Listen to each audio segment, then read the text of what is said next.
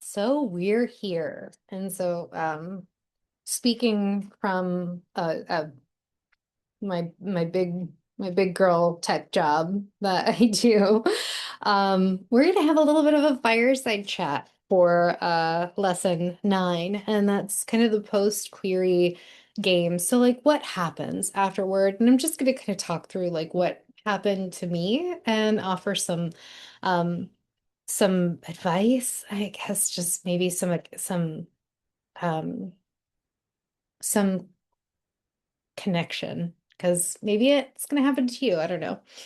I was not prepared for the query hangover, right? So like the emotional reset that happened after I send on, my first 10. Um, there was a lot of excitement. Like I had to do like a couple laps around the neighborhood because I was just like, we're here, we did it, yeah. And then that very quickly turned into fear of of like checking uh back and like, oh gosh, there was like one typo, I'm doomed, lots of self-doubt, little bit of loathing, anxiety, is my it's a I have a complicated relationship with my anxiety. Best friend, worst enemy kind of thing. But that was like, hello. I see that you've done something very, very scary and very, very deep and passionate and close to your heart. So let's overthink every little thing about that. So that definitely was a part of it. And I think like the process is very similar, like to conditions that would make you want to be very anxious, like, silence occurs afterward. There's not, you may be like banging the drum, but it's like crickets on the other end for a minute, and you wonder, like, did the email send? Like, all of these questions come flooding in. Um, and how I productively channeled all of that very natural, very normal. I speak with artists and authors, especially all the time, and it's a universal feeling. It's a very universal condition. The post. Sending out of your work.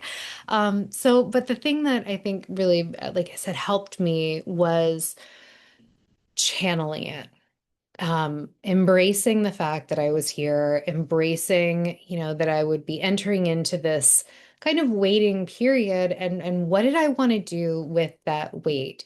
Now, I was really lucky that I also had another project that, through the process of me finishing the novel, I was also working on, like I would do my in my writing practice. I usually have two things going at one time, but one is definitely in thought stage. And so I was doing like character maps as my warm up before I would get back down and write for Love and Loss.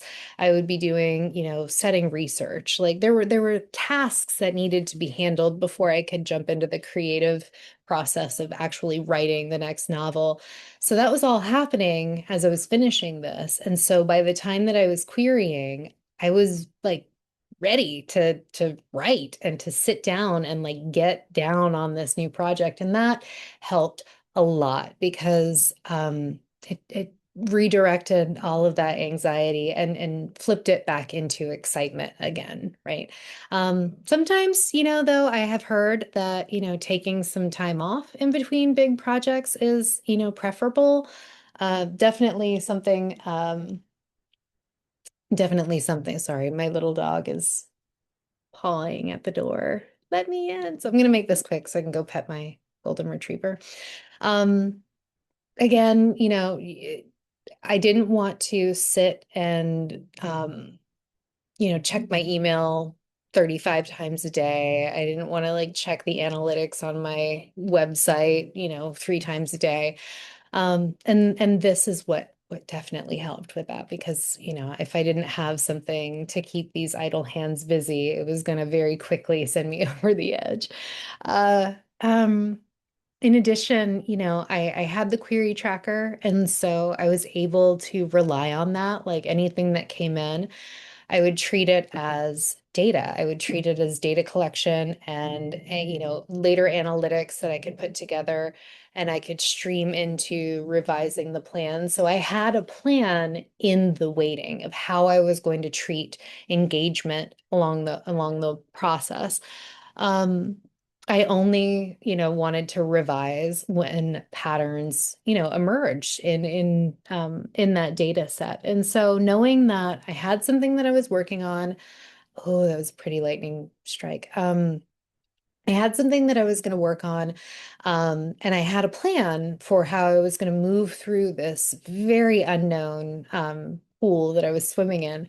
That felt really productive. That felt very healthy. That felt very intelligent to what I found that was going to work. Um, Also, I kind of had to reframe my expectations just a little bit, and I'm still working on that. Like to be honest with you, we are a month out now from getting my agent, and we're also entering into summertime where a lot of things kind of slow down. Obviously, like we've got kids that are home, like things just, even in my tech job, like things slow down during the summer, and so realizing that that's kind of the pace, that's where we're at, gives me some calm, gives me definitely a sense of peace and a sense of also grace. Like I can't imagine what agents' work is like. I can't imagine what editors' work is like and their workload. Like I think I have a crazy workload, and I cannot even possibly fathom what the level of work is involved in this industry. So I'm learning that every day. And every time I kind of open up another page or I learn another tidbit, I'm just like, whoa, it's a lot. There's a lot of moving pieces, and coordinating them takes time. And I also kind of reframed my expectations around spending some time in meditation and then just like I guess just imagining all of the situations in my life where I've shoehorned something into a place that it was never meant to be, doesn't work out. And oftentimes, people get hurt, people leave with with resentments, if you do that in life in general. And I definitely did not want that to be my debut novel. So understanding that, like in life, good things come to those who wait, I decided that that was going to be the healthy attitude that I adopted with this, that wait as I might, um, it was going to work out and it was going to work out the way that it needed to work out to be where it needed to be, to lead to the next thing. Never have I ever in my creative life gone from one thing to another without a clear path. Now, did I know that path at the time? Absolutely not. But every step I took in faith did not betray me. It led to something else. It led to a meeting with another person or another idea, or, maybe that one piece or that one element in my creative life that wasn't there was then shown to me. There's just this pattern that's I only have, the past to look back on, and it has never led me astray, right? Um, so anyway, thinking about those things, I think that that's, my greatest advice. And my last piece of advice for this session is going to be, this whole 9-part series. We're here, we did it. Um, is the right agent will come and they will meet you where you are and they will care about you, about your work. It'll feel organic, it'll feel right. You won't have anxieties. You'll have a sense of peace around it and follow that peace, because anything that you do with that type of an attitude, with that type of a connection is bound to bear fruit, like it's bound to be successful. You're going to learn something, you're going to grow in an amazing way.